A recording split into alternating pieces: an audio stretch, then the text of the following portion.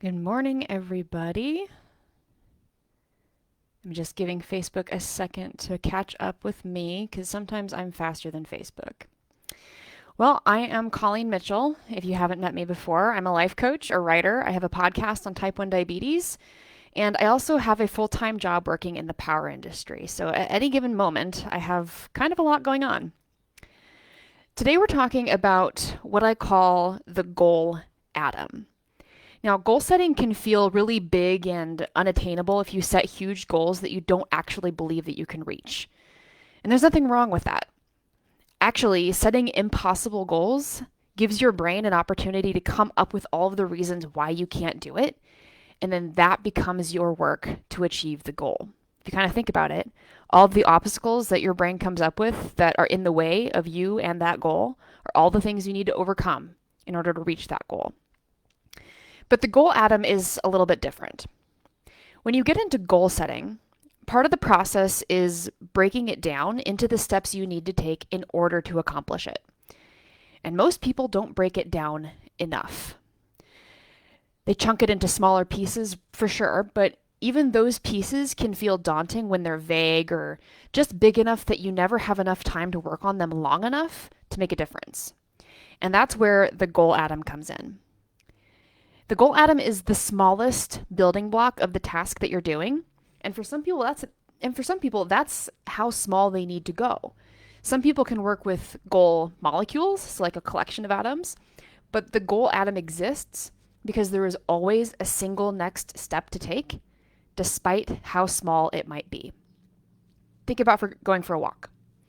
The next smallest step to going for a walk might be putting on your shoes.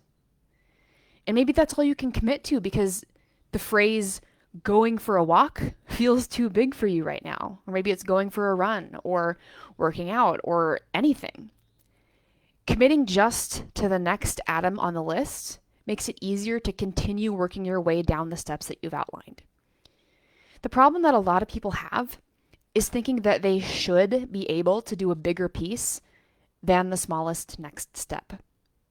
They think it's too small, and that if you need to break it down that much, that something is wrong with them. But that's not true.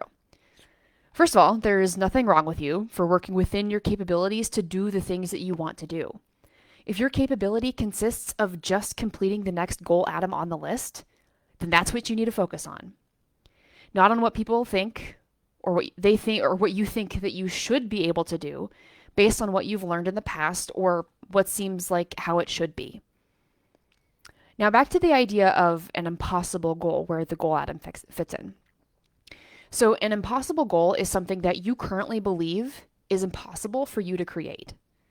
For me, my impossible goal for this year is to make $40,000 from life coaching on the side of my full-time job. And once I set that goal, my brain came up with all of the reasons why it'll never work, why I can't do it, and why I shouldn't even try to pursue it at all. And those objections are the obstacles that I need to overcome in order to actually make that money. And for every one of those obstacles, I come up with a strategy to overcome it. Sometimes those strategies involve actions or potential hows to try, and other times the strategies are more cerebral and intellectual and have to do with awareness and changing my thoughts and just being with myself, and also adjusting some self-talk.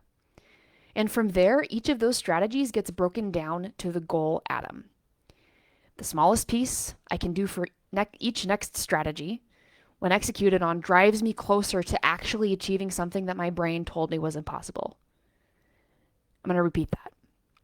The smallest piece I can do next for every single strategy, when executed on, drives me closer to actually achieving something my brain told me was impossible.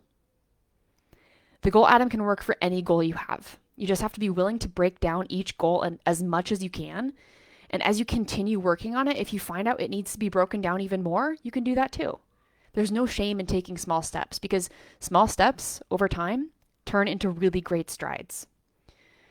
The journey of 1,000 miles begins with a single step.